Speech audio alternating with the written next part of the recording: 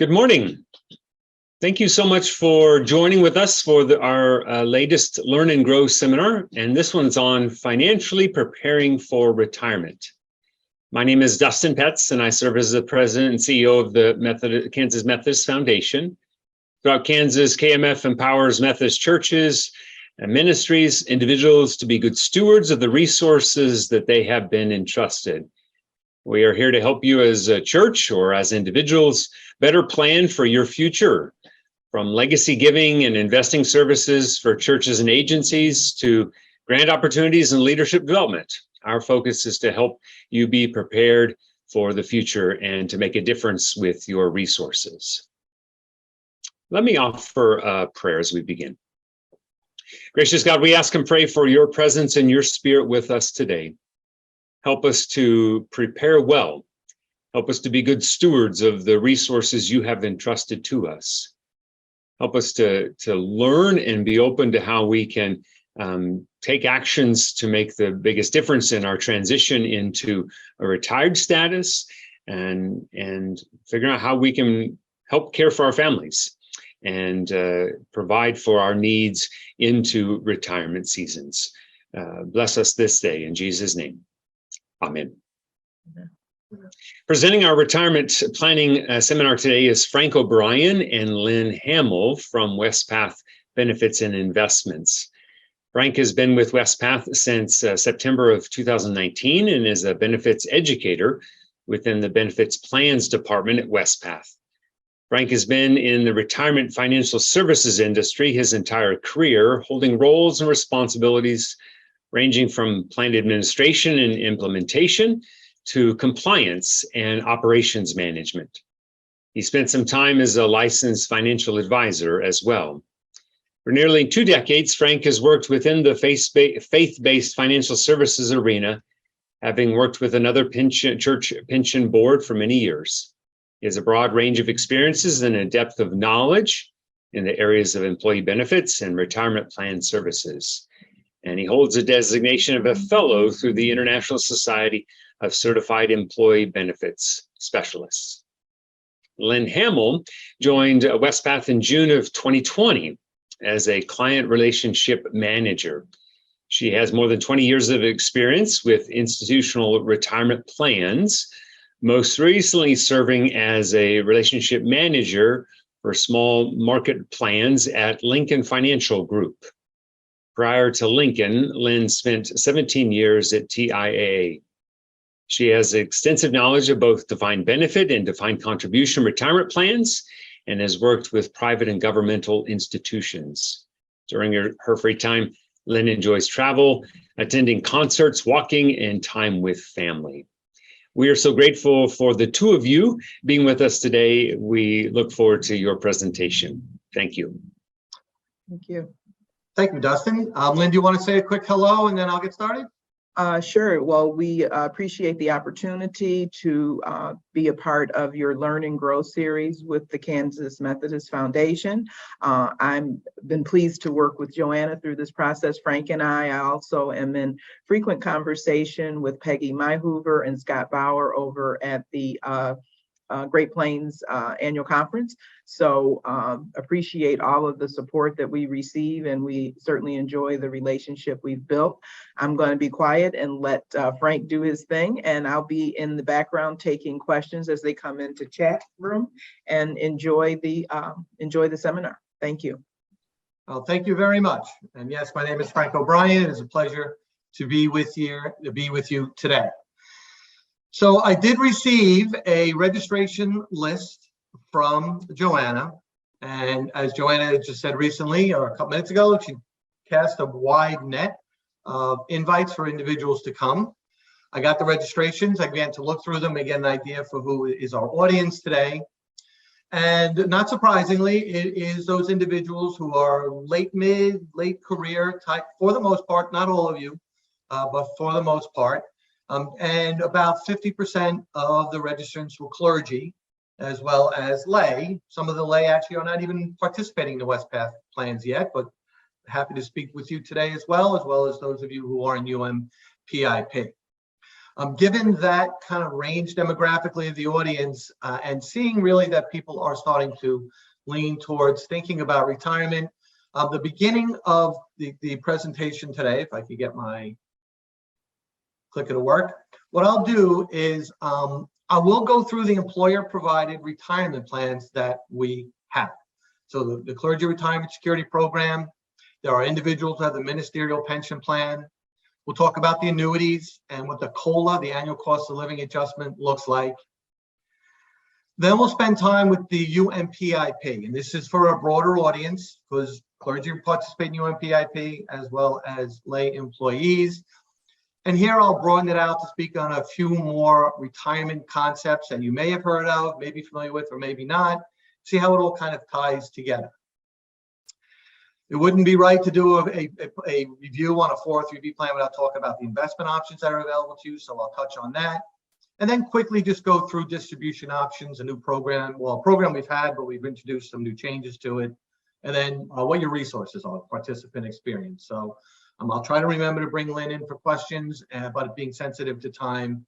And although I'm living in Florida now, I'm a New Yorker, I tend to talk quick. So we'll try not to get too fast or too far ahead of ourselves. A reminder about Wespath, we are a not-for-profit organization. The plans that we have all fall under 501c3 type of companies or organizations, and the 403B plan is what the UMPIP is.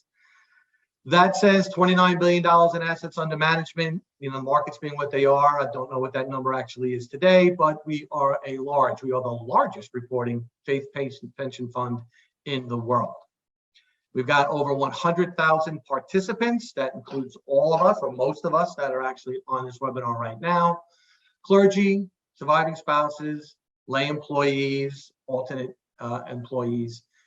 So we have a broad range of individuals that we support, and we are about caring for those who serve by providing our services to those who provide their services to the UMC. And as one of my colleagues likes to say, it is what gets us up in the morning. Things to be aware of relative to the Book of Discipline and how the Book of Discipline relative to clergy look at retirement. There's different categories of retirement.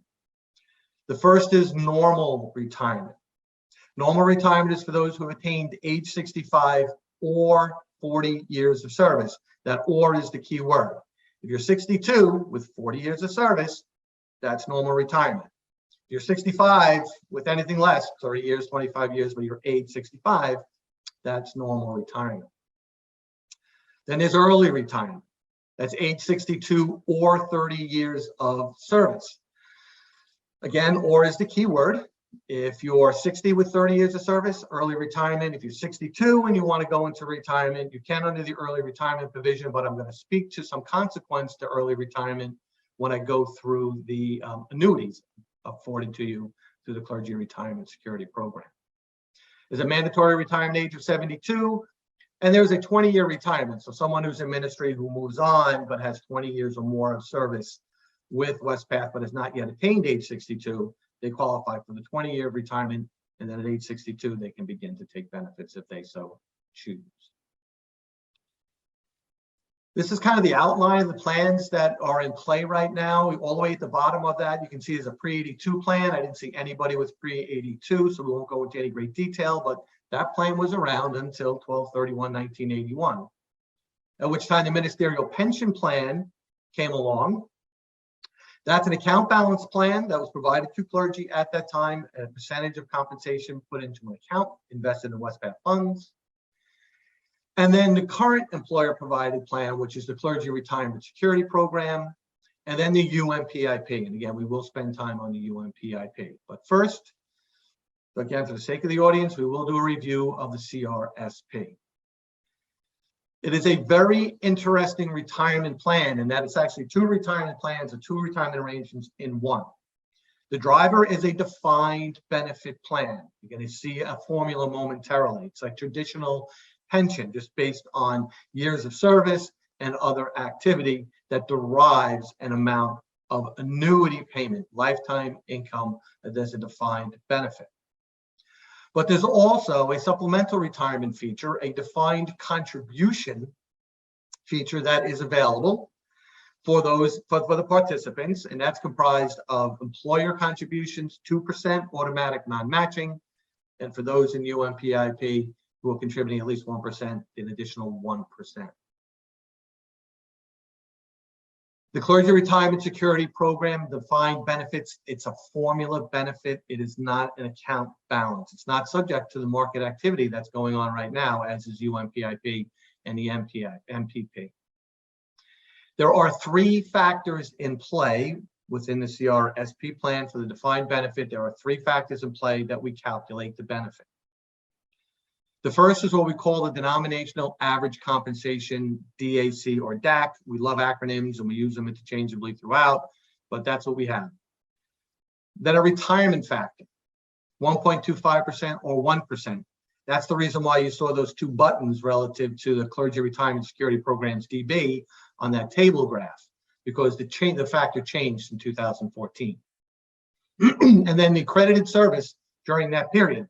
So we're looking at service time in the periods that we're going to review, months and years of service, as one of the pieces of the formula. So for those who are clergy and starting to think about retirement, you want to take a look at your clergy service record and make sure that all of your credited service has been fully accounted for. The DAC is what the word said. It is the average compensation of full-time appointed clergy over the number of full-time appointed clergy. For this year, the retirees class average denominational average compensation is $75,570. We already know next year's at the $76,221. We do it a year in advance. So that's the DAC part of the formula. Then we have the factor. 2007 to 2013, the retirement factor was 1.25%. General Conference of 2012 reduced it to 1% effective January 1st, 2014. And so that ties into how we're dealing with your credited service. Again, clergy service record, for those who want to take a look at it, you want to make sure that it is up to date. Today, we're looking at 2007 to 2013, and then 2014 to 6/30/2022, because we're just taking these slides from what we're presenting to the current retiree class. You have 7 years, if you're fully appointed during that time period, 07 to 13, that's 7 years. We're just doing the math. We're taking that DAC at the time of your retirement, what the denominational average compensation is going to be, 1.25%, that's 7 years of service. We're just multiplying them together, coming up with an amount, dividing by 12, and coming up with that 551.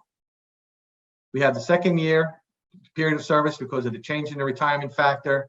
That's 2014 to 2022. That's 8.5 for our example right now. Denominational average compensation, the year you retire, 1%, and then that 8.5 in today's example. We do the math again, we multiply, we come up with an amount, we divide by 12, and then we just add those 2 numbers together. And this is the initial amount of benefit that could be provided to clergy retiring this year. But there are things that will impact the ultimate amount of monthly annuity payment that you will receive.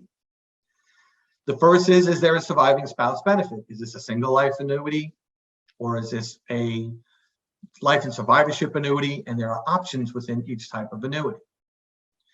There's an annual cost of living adjustment, or COLA. The annuity will go up each year based on the COLA that you elect. And then early retirement. And we'll talk about early retirement again. There are 6 annuities that I will review with you. We'll go through the COLA, and then for that early retirement, the way it works, and I could see on some of the data and how some people registered that early retirement may be in play for you. The thing to note about early retirement is there is a 0.05% reduction in the amount of benefit that you receive. If you got normal retirement, your early retirement, there's a 0.05% reduction in the monthly amount of annuity that you would receive, which comes to 6% a year. In the example we have here, someone's going out exactly 2 years early, age 63, less than 40 years of service. They're going to have a 12% reduction in the amount of the annuity that they receive. Now, the primary reason for that is because it's now being paid out over a longer period of time. It's not 65, it's 63. So we have to account for that as we generate the amount of annuity going forward. But in the context of retirement planning, retirement income planning, financial planning, all those good things, the thing to note here also is that this comes down to whether or not you need that monthly income right away going into early retirement or not. Because you can wait until you attain age 65 to receive the CRSP defined benefit without the reduction, but it's calculated as of the year you retire. So the amount would still be calculated at the 1,086, but you wouldn't experience any reduction. You would begin to receive that when you attain age 65. And whatever COLA you elect will stay with that annuity over time. I hope that made sense. And I did notice a couple of people thinking maybe early retirement. You just want to make sure you have a clear understanding of what that may mean relative to your monthly income. The defined contribution account, what this is an account that was funded is currently being funded by the employer. It's 2% automatic required non-matching, and then for those doing the 1% UMPIP, you're getting an additional 1% into this account, and that gets you to 3% of your comp as the contribution, supplementing retirement out of the CRISP plan. You direct the investments that you want to go into, the Wespath funds. I'm going to review the Wespath funds. You can do that. We have a program called Life Stage Investment Management, where you're asking us to tailor the investment allocation for you based on certain demographic information about you over the long haul of your active time in employment or ministry, and actually to and through retirement as well. There's a lot of options and flexibility when you take your defined contribution accounts, your account balances out. There is available as cash distributions. People tend to roll over, the clergy tend to roll over their amounts from the CRISP BC and MPP that do not get annuitized into UMPIP. You have a lot of options and flexibility there. You can roll it over to another retirement plan, but for clergy, always be mindful of the housing allowance tax exclusion. You want to make sure that wherever your retirement account or Wespath ends up, that housing allowance tax exclusion remains available. And if it's in a commercial vehicle like a Fidelity or a Vanguard, it's highly, highly, highly unlikely that will be the case. But again, with financial planning, you could take some out, roll it out, keep the rest with Wespath, maintain your income and your housing allowance exclusion. Actually, Frank, I have a question that's come. I think it's a good question that would be helpful to the audience. Can a person start taking one plan like MPP without taking another like CRSP? Yes. The CRSP defined benefit annuity, once you are like fully accrued, you're age 65 normal retirement or age 63 and ready to go, you can go ahead and take that benefit. But after age 65, there's no point in deferring that benefit. Take it, it's not going to change. That's going to be your benefit. The ministerial pension plan, it's an account balance plan. You can defer that until right here, required minimum distributions by age of 72. And we'll get into with MPP, you can actually split out the percentages of MPP and deal with each mutually exclusive, if you will, as you go into retirement. So yeah, the answer to that is yes, you can choose, go active with CRSP, defer MPP, or vice versa, although the formula benefit of CRSP kind of leans you towards taking it when it becomes available. All right. So we have that there again, required minimum distributions, and with account balances, anything that is remaining upon you and your spouse's death will go to your named designated beneficiaries. So hopefully they are in good working order so that you avoid probate court and all of that going forward. Talk quickly about the annuities. They are a series of monthly payments that you will receive. If it's coming to you in the form of an annuity, it is lifetime income. You and your spouse cannot outlive it. You will receive a benefit with your elected COLA throughout your retirement, but when you both have passed, no further benefit to anyone.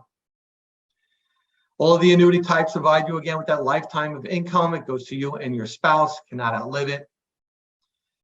We have three forms of life and survivorship annuity options, right? So for married couples, life and survivorship annuity options. What we consider to be the normal form of benefit is that life in 70 at the bottom. That's the one we see most often, but there are more options. There's life in 85 and life in 100. So what does that mean? You go into retirement, you have a life and 70% annuity. You, the clergy person, pass away, the surviving spouse would receive 70% of that annuity. So you can see here 913 to 639. If you choose to go with a higher survivorship percent for that particular annuity, you can see that the amount payable to you goes down, but the amount payable to the contingent annuitant surviving spouse actually goes up. So you can, again, see you have options for planning purposes to determine which of these annuity options works best for you. And these annuities apply to both the ministerial pension plan and that defined benefit coming out of the CRSP. We do have 3 single life annuities. With the single life annuities, we have 3 options that can be provided. The first is a straight single life only annuity. So a person single, they go in, they stop receiving their annuity. Whenever they pass away, that's it. No further benefit to anyone. It's a single life annuity. You can see, looking at these numbers, and these numbers will run through our actuarial program. These numbers are legitimate. You can see that that's the highest of all of the numbers that you've seen so far, that 1,061. But often, single clergy persons are taking care of somebody else in their family. It could be a parent, it could be a niece or a nephew, who knows. And so what we provide for that individual is the ability to say, what happens if I pass away too soon into retirement? Can someone else receive some of that benefit for a period of time? And the answer is yes. We have what we call a 5-year period certain and a 10-year period certain option. So what that means is you go into retirement and you 3 years into it, you pass away. For the remaining 2 years, your designated beneficiary for that benefit will receive that. After 5 years, no further benefit to anyone. The 10 years, just a bigger window. You go in, maybe the 7th year you pass away. For the remaining 3 years, that individual you designated to receive that benefit will receive that benefit for the remaining 3 years. After 10 years, no further benefit to anyone. And it starts with that first payment. So if you go past 5 years or you go past 10 years and you pass, no further benefit to anyone. But as you can see here, the reduction in the amounts actually is not quite the magnitude as it was with the life and survivorship percentage change that we reviewed earlier. And then we'll talk about the COLA, and then we'll start to talk about MPP very quickly, and then we'll get into UMPIP and other retirement type topics. COLA, annual cost of living adjustment. You elect the COLA that you want to attach to the annuity. For the clergy retirement security program, it has to be 2%. That's the minimum. It can be 3%, it can be 4%, it can be 5%. So the CRISP DB, 2, 3, 4, or 5% COLA attaches to it. But for the MPP, you hear about momentarily, you can do a 0% COLA if you choose. So what is the general impact on the cost of living adjustment that you choose ultimately, right? Because there is going to be an impact on that. And conceptually, it's really the same as the life and survivorship. The higher the COLA percentage you elect, the lower the initial amount to you.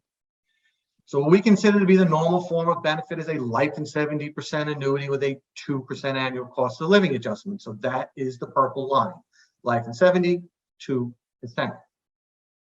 But let's say your plan calls for you to receive, and you want to receive a 5% COLA, which means the amount coming into retirement is going to be lower, but the amount later on in retirement is greater.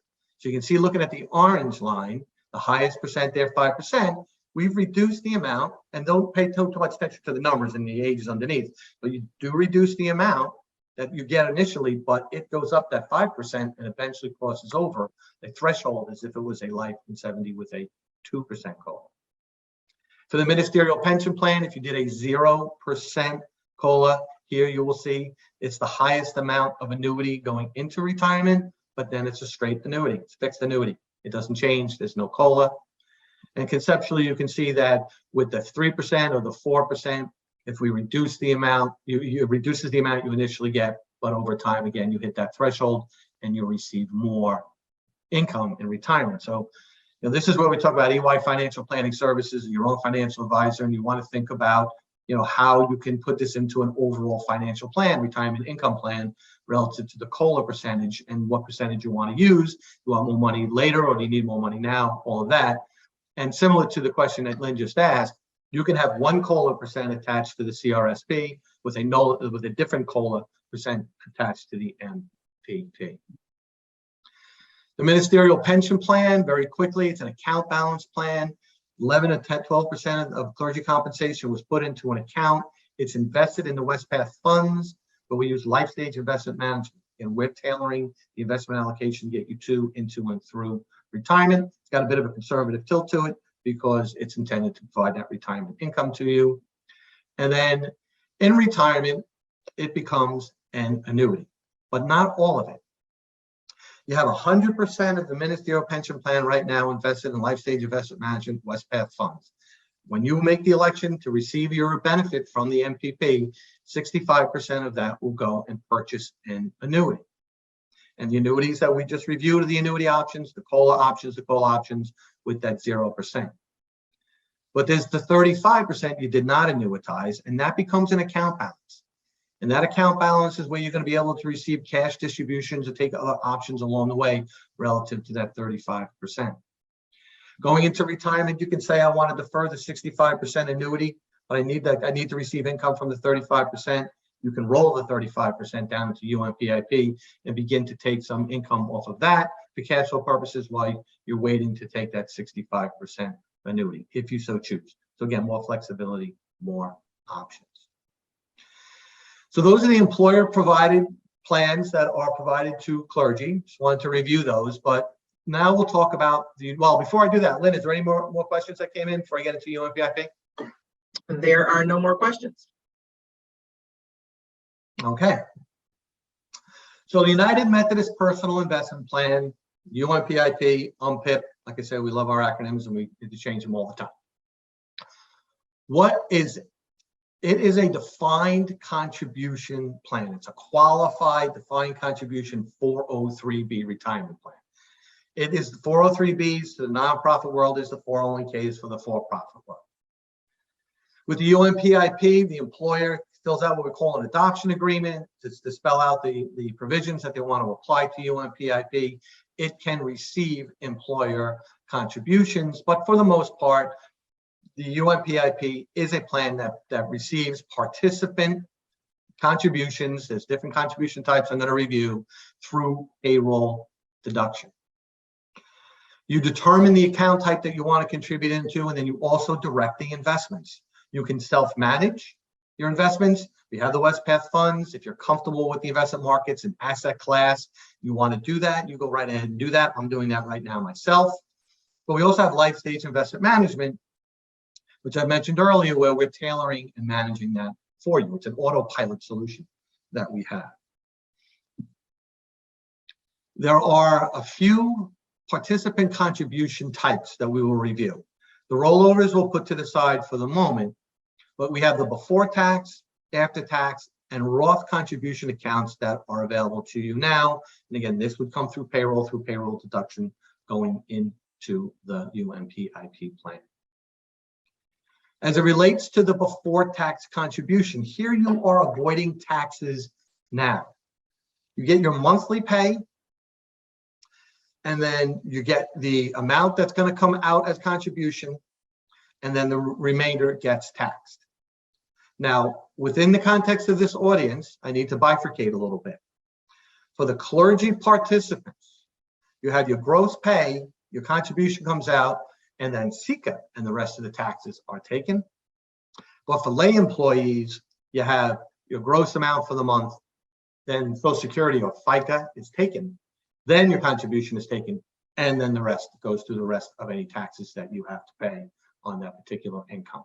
And I have a bit of a table here that will show the lay employees. It's tax deferred, right? Because it's going in before tax. You're not paying taxes going in. All the earnings on it are tax deferred, but it becomes exposed as ordinary income taxes when you start to receive distributions in retirement. We also have the Roth contribution account. The Roth contribution account is an interesting account because it's actually an after-tax account, but the way it's calculated, it's as if it was a before-tax contribution. So you have your gross pay, and then whatever going to happen relative to SECA or FICA, then the amount that gets calculated for the Roth contribution, then the taxes get paid against that gross amount. So you're actually paying the taxes on that during that payroll cycle, but we've calculated the amount to be as if it was a before tax, And what that means is you're giving the Treasury more in taxes now by using the Roth account as if you use the before tax account. So what they say is, well, the contribution's already been taxed, so it can't be taxed again. But if you qualify the Roth account, and the earnings coming out of retirement won't be taxed again either. You've already given us the taxes. We're going to let you get that income later on tax-free. To qualify a Roth account, two things have to happen. The first is you have to be over age 59 and a half. It is a retirement account. The second is that very first Roth contribution has to be at least 5 years old. So you get that first contribution to age up 5 years. It's not every year has to age up, just that first one. It's a qualified Roth account. So now you're taking those distributions out and you're not paying any taxes on that. And this is a very good strategy or tactic to think about as you're going through your work history relative to the types of contributions you want to contribute and what the tax efficiency is in the present tense and in the future. It is a defined contribution account. The IRS, through law and regulation, defines for us what can be contributed on a given basis. This is just on the employee side for this slide. For the before tax and Roth, if you're under age 50, it's $20,500 for this year. But if you're age 50 or older, there's a $6,500 catch-up. So for those 50 and older, they can actually do up to $27,000 into the UMPIP before tax and Roth combined. Not each one, it's one or the other or both, but you still have a nice robust number there. That if your household is able to support you contributing up to those limits and maybe beyond, this is where this after-tax contribution account can come in. Frank, Yeah. can you go back one for the Roth just to clarify, because we did have a question on what is the limit to the Roth in the 403B. So just make sure that you're clarifying the Roth account versus making Roth contributions to the 403B. So within the context of a Roth IRA, which is outside of Wespath, there is a limit, and that limit actually comes down based upon either individual or household earnings that occurs. But within the context of a 403B plan, the Roth account can be contributed up to $20,500 this year if you're under age 50. If you're 50 or older, that additional $6,500 for $27,000. So the contribution limits of the Roth in the 403B are exactly the same as if it was a before tax, which is a great benefit to contribute into the Roth account within this plan, because you don't have dollar limits and then you don't have a reduction on those dollar limits based upon your household earnings, because it's going into this type of qualified retirement plan. Okay. And we have another question, which you may come to, but I'm going to go ahead and ask it now. Yeah. How is annuity and defined benefit distributions taxed? I think you're going to get to that, but just in so how is the clergy retirement security programs, the actual defined benefit, how is that taxed? Taxed. Mm-hmm. All right. So first and foremost, it's taxed as ordinary income taxes. So it's coming out, it's a formula benefit. You weren't contributing anything to it. It's all based upon the employer. So as far as the IRS is concerned, that's all exposed to taxation as ordinary income tax. However, if it's clergy retirement security program defined benefit, by definition, it's clergy persons. Clergy persons have the housing allowance tax exclusion available to them. They have that now in ministry. In retirement, you still have that housing allowance tax exclusion. So some of what you receive, most, maybe all of what you receive, actually might fall into that housing allowance tax exclusion, thereby reducing the amount of ordinary income or the amount of income that you would be exposing to taxes for that given calendar year. So I don't know if for today's context, if I have a housing allowance slide, I don't recall, I don't think I do. But again, we'll hear about benefit education consultations and all. We can do one-on-one of these types of things to go through individual situations. But yeah, front end, it's ordinary income, but then the housing allowance tax advantage is still there. Thank you. All right. So then with the after tax, well, basically, if someone has the opportunity as a household to cross over that $20,500 or $27,000 amount, and it changes every year, it's indexed with inflation. You have the ability to do that, and you have some money left over in payroll that you want to put away for retirement, you can just switch that out to the after-tax contribution account for the remainder of the year, and then go into the new year, reset it to a Roth or reset it to the before tax. But you have some, for those who, again, as a household, have the ability to hit these maximums, especially with a Roth sitting in our 403b, you may want to do that and then add some to it if you have the ability to do that, from a cash flow perspective. So you think about the types of contributions that you can put into the UNPIP, and there's tax efficiency strategies that come across that. Right? So kind of fancy language, but you have financial planning, retirement income planning, and then tax efficiency strategies as well. And that's in the present tense, and that's also in the future. So right now, using a lay employee as an example, we have someone coming in with a before tax savings. You can see that because it's a lay employee, they have their gross pay amount of that 2083. FICA comes in. Remember, clergy, SECA does not come in, but FICA will come in. Then the calculated amount of contribution, the 166, and then the rest of taxes are taken, and then you get your net check. If you went to a Roth account, you would still have the same gross pay, you would have the same FICA amount, but taxes are being taken out at the higher level. That 166 hasn't come out yet. So the taxes are going to come out. Then we say, all right, the Roth contribution is that 166. We put that in there. And what you can see here is that the net take-home pay between doing a before tax contribution or a Roth contribution, the take-home pay is actually $20 greater by doing before taxes. So for now, in early parts of life, where you have other expenses and all, getting more taken home while you're putting money into a retirement plan, now that's a good strategy. But get to mid-year, late career, and this is for clergy as well, where if you have a runway to start to do that Roth contribution, well, on a net basis, you may be taking less home and pay, but what you have in that Roth account will come out later on as tax-free income in retirement. So you can kind of see how the numbers here play against the current tense of before tax and Roth, but there's also a future consideration relative to that Roth account and how that could come into play relative to that tax-free income. Again, it's where we shout out EY Financial Planning Services, your own financial planner, just to get people to really run these numbers more as it relates to yourself. There's a concept called dollar cost averaging that comes into play within retirement plans. Maybe some of you have heard of it, maybe some have not. But basically what that means is you're putting in a contribution amount. I think our example is $500 is going into a retirement account each and every month. You're going into the investment funds that we have, and the markets change over time. So what you see here within the relationship of the blue line and the gold line is the number of shares that you will purchase with that $500 relative to the market value of that fund at that time.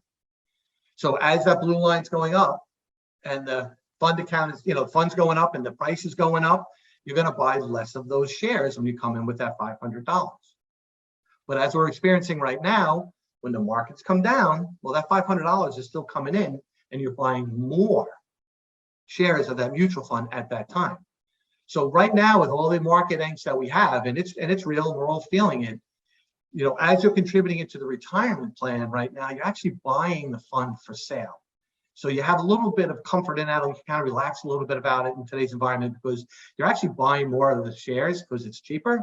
And then markets come back historically, that will come back as well.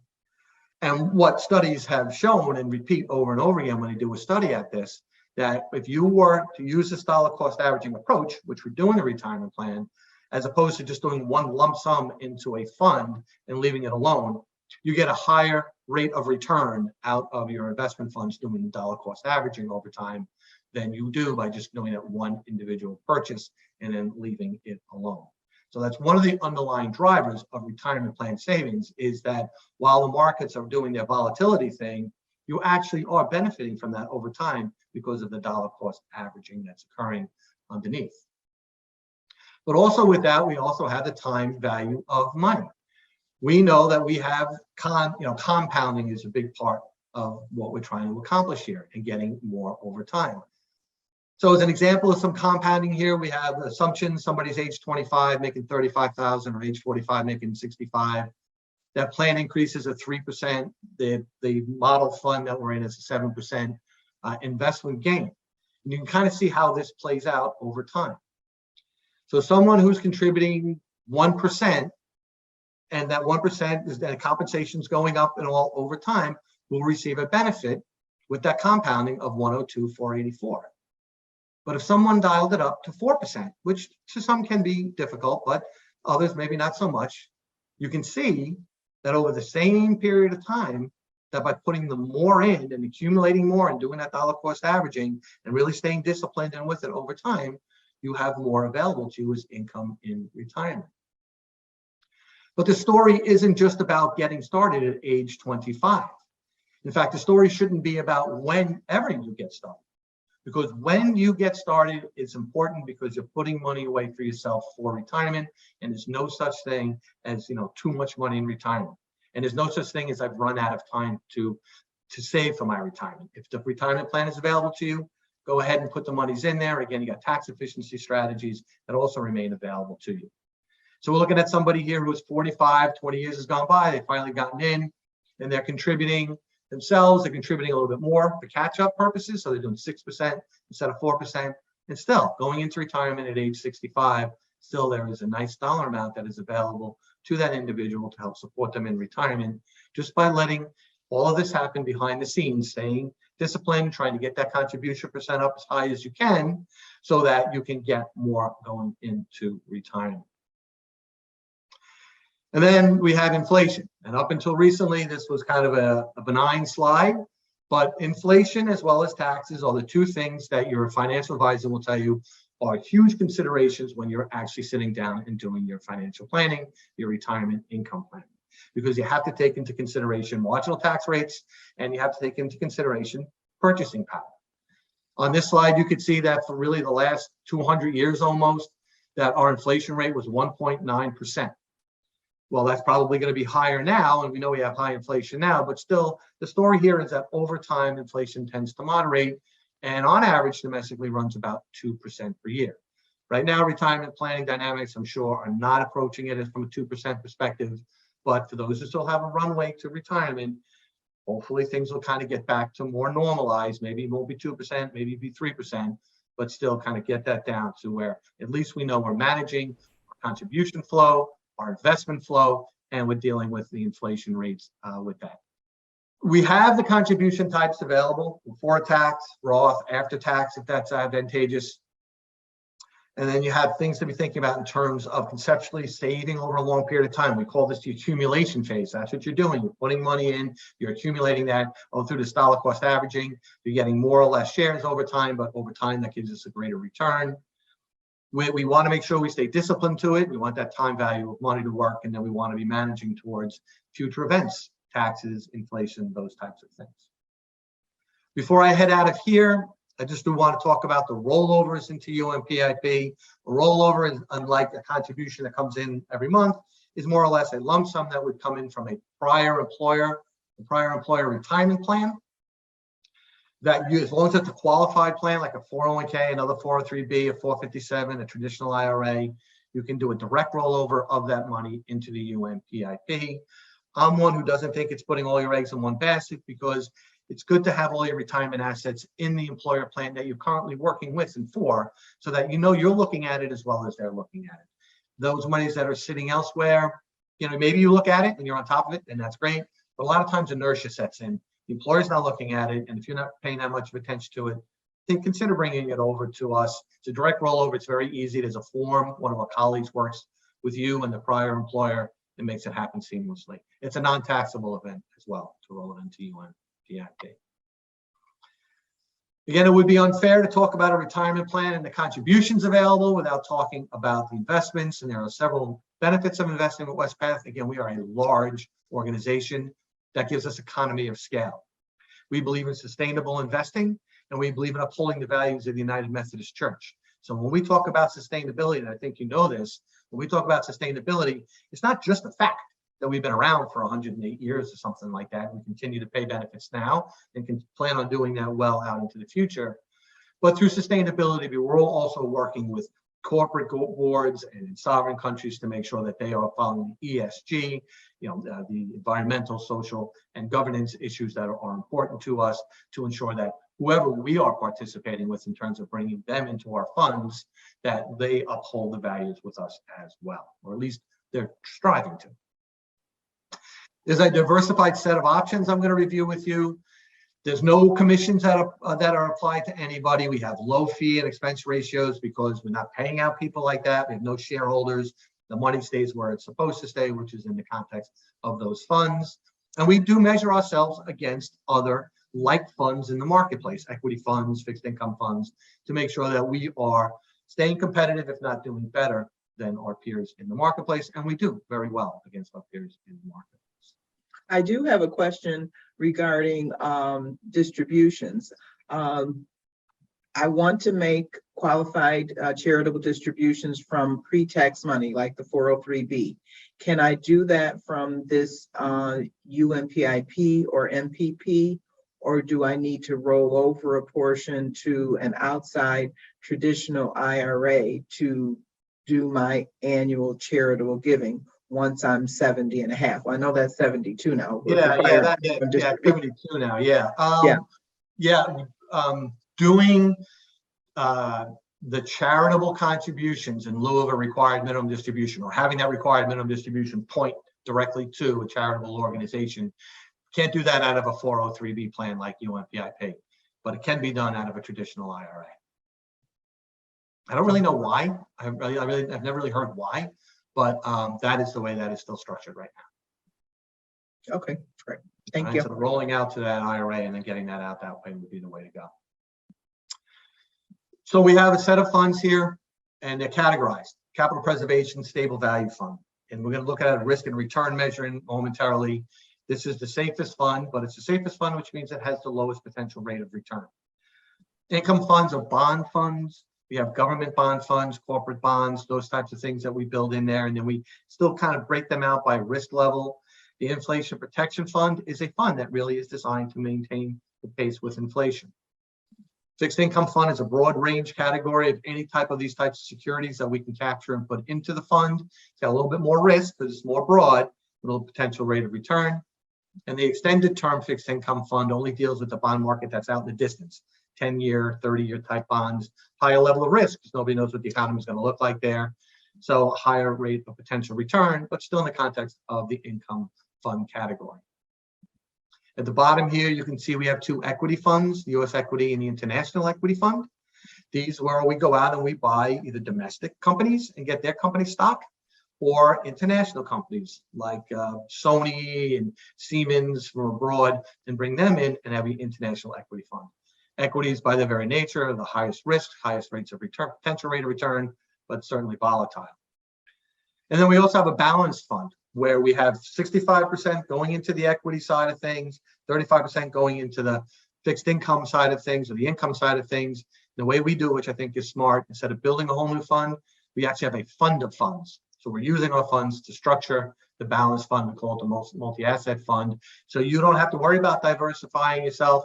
You can let that fund do it, and you're going to stay in a 65% equity, 35% income type of diversification. We do have social values choice suites of funds. These are funds that you can contribute into if you're so inclined. These have an enhanced, enlightened way of looking at ESG and what type of companies and organizations that they want to bring in here. So annual conferences, other agencies can say they don't want particular types of companies or countries in sovereign debt to go into these types of funds, and we accommodate that. And you can go in and you can take advantage of these funds as well. So I indicated there's a risk and return kind of thing you have to think about. And think about this over the long term, again, time value of money and all. This kind of tells you stable value, low amount, low potential rate of return. It scales all the way up. International equity, certainly the highest risk asset class, the highest rate of potential return. This is a historical model. As we know right now, everything's kind of flipped around and everything's doing its own thing. So at any point in time, this doesn't necessarily pass the test, but history does tell us markets do come back and these things normalize kind of back to their risk and return kind of dynamics. With the investments, I indicated like on the right-hand side, you can choose your own investment option, or you can use life stage investment management. I know I'm up against time, but I'm gonna try to get through this quick. But with life stage investment management, That's a program where I'm going to talk about next. Right there in the middle is that EY group I'm going to refer to. No matter where you are relative to doing your own thing or wanting us to do it for you, it's a good conversation to have with EY to get a full understanding of what's going on behind the scenes. LifeStage is simply an autopilot solution that we have for you, where we look at you demographically when we think you're going to retire. We assume you're in Social Security. You can tell us from an investment perspective, are you moderate, conservative, or risky relative to, or aggressive relative to how you like to invest things, and that can certainly change over time. And once we get that information, we tailor an investment allocation for you. And the way we do that is we look at you now at a particular point in time at age 15, we say, this is where we want you, 60-40 equities, and 40 is going to be the income. Over time, as we age up though, we'll reduce the amount of equity exposure and increase the amount of income exposure, get you to and through retirement. So we're managing the portfolio throughout the course of time to make sure we're managing it in the context of where we are in our life at that particular time, to ensure we're getting some growth out of the risk side, but we are paying income. So that's why we'll continue to build that income piece of it over time to make those payments out. But we don't just look at it every few years to see where you are from an age perspective. We do look during the year and say, hey, we want you 60-40, but the market's got you to 70-30 or 50-50. And we'll go in and we'll rebalance it to get you back to 60-40. And because it's more of a hands-on, happens based on your birthday, quarterly off your birthday. So the fact that we're doing it like that, I wouldn't say it's an actively managed fund, but it's more active than just sitting back, not doing anything. The history tells us that because we do it that way, again, another way in which you can get a higher rate of return over time, just by virtue of the fact that we're not putting it and just leaving it, that we're managing it in the short term as well as for the long term. This is a form you can fill out. You can go on Benefit Access if you want to see where you are with the LifeStage Investment Management, or you want to make a change to something like your risk profile. There's no shortage of information around our investment funds on wespath.org. You can get the full fund descriptions, snapshot fund descriptions, our fees, our benchmarks, and all of that. So you can see all of that on Wespath. The distribution options going into retirement, there's going to be several. You have the annuities that we reviewed, and there's going to be some requirements around having to take those annuities and all, but what your account balance is, that's the CRISP DC, 35% of MPP, and then everybody in UMPIP, you can decide you want to take a full lump sum, partial lump sum, cash installments. You can come up with the program that you want to come up with, or use our installment program called LifeStage Retirement Income. For those who are clergy and you're going to take the lump sum, partial or full, just kind of remember that you have the housing allowance tax advantage available to you. You can roll it out to another vehicle. Certainly makes sense. It falls into a larger, broader plan, but you just want to be mindful of taking a big chunk out. The income's not there later on. The housing allowance advantage may not be there later on, and your taxes may go up in the year in which you actually take that out. So those who are getting closer to starting to think about that 35% of MPP, just run the numbers and see what makes the most sense for you and your household. With the account balances, again, anything remaining will go to your named designated beneficiaries. Similar to LifeStage Investment Management, where you're asking us to autopilot solution your investment allocations, LifeStage Retirement Income is a program we have where you're asking us to derive an amount of monthly installment payments for you. Very sophisticated algorithm behind the scenes. We set up what we call a payment safety zone to get you into retirement, kind of set up goalposts of market activity, split the difference. And then the intention is to give you an increase each and every year. We do a recalculation in November to get you increases over time, again, to help you maintain purchasing power over time. In a particularly bad year in the markets, kind of what we're experiencing now, there may not be an increase year over year, but the program has been able to provide increases as the markets have allowed over time. You don't have to do all of your account balances for LifeStage. You can carve out some and put it to the side as a reserve, and then use the rest for this LifeStage program. We've added 2 features to it this year. I'll go through very quickly: a Social Security bridge and longevity income protection. Full retirement age. So for me, it's age 67. For every year up until age 70 that I defer receiving my Social Security income, I get an 8% increase. We all get an 8% increase from a full retirement age to that age 70. So what we're saying is, hey, defer your Social Security if you can afford it. Take some of your defined contribution accounts. Tell us what the amount would have been, and we'll pay you that amount until you actually take your Social Security out of your account balances. But once Social Security begins, you receive that, we reduce the amount coming out of your account balances. And then there's also this longevity income protection contract, which is another deferred annuity that you could purchase. It's a life and 70% survivorship annuity. When you're enrolling for life stage is when you purchase the annuity, but it does not pay until you attain age 80. And then again, after that, if you pass away, your spouse would receive 70%. So quickly, to give you a visual representation of what I just said, life stage, your account balances, we're deriving the amount of monthly income for you. You want to defer Social Security, we're going to take more out of that life stage area. But as soon as you get that Social Security, we're going to reduce it back down. And you're going to see once you get that longevity income protection, we're going to reduce down that amount of your defined contribution accounts or your account balances coming out to give that sustainability, to give that long-term value relative to the amount of account you have and how far into the future we can pay it, which I'm allowed to say is a high probability of success. This program will last through your retirement. We have all kinds of resources available to you. Benefit access. If you're not on benefit access, please get on benefit access. You can get your current account information. We have tools for you to run projections and gap readiness tools, those types of things, investment information, beneficiary designations. Please check that. Every page you're going to see on the right-hand side is going to be links to additional educational resources. We have a benefits projection where you can run through and see what you'd look like on a date that you choose to be your retirement date. We default to the Book of Discipline definitions, or if you're a lay employee, the month after you turn age 65, but you can always change that date and move through. It's a cool little outcome here. You see any annuities you're going to have, any account balances, what the accounts could be with a bunch of assumptions moving into the future, but it'll help you start to think through your planning, start thinking through maybe contributing more, those types of things. You receive quarterly statements from us. You get them probably, they're not getting them in the mail anymore. They're available to you on benefit access, but you can see all the activity that's going on here. For clergy with a defined benefit, you don't see anything about the defined benefit on the account, on the statement. This is just account balances. So you'll see a CRISP DC, the MPP in its entirety, and then the UMPIP. EY Financial Planning, they're a program that we provide. They're a company, Ernst & Young. We partner with them. They provide holistic, comprehensive household financial planning services. So it's not just the person in Wespath. Be opened up to the entire household. Give them everything, all your investments, all your funds, all your debt obligations, and they'll run actual financial planning modeling for you. There's no sales pitch. They're not going to try to sell you anything if they see something that doesn't look great. They may tell you it doesn't look great, but they're not going to try to sell you anything else. There's no limit to the amount of time, amount of hours that you can contact them. And with our Wespath funds, we have a thing called operating expenses that pays the overhead. EY comes into that. So there's no out-of-pocket expense to you. So I'm not allowed to say it's free, but it's kind of free because you don't really have to pay for it. They'll talk to you about anything.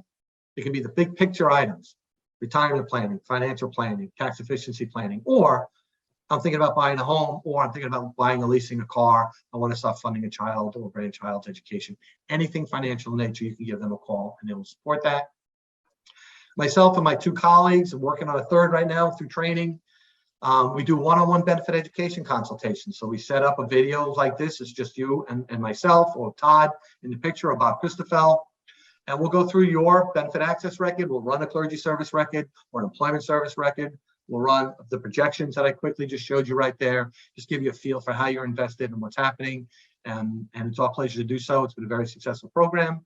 I'm going to email Joanna the link to that, and you can set up a consultation if you like. Action planning, look at where you are with UMPIP. Look at where you are with how you're investing using our funds.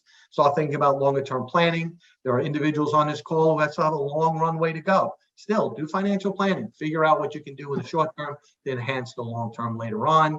You have this dollar cost averaging. You have the availability of EY. So you got a whole spectrum of things and resources that are available to you to help you think through that. You have the benefit education consultations.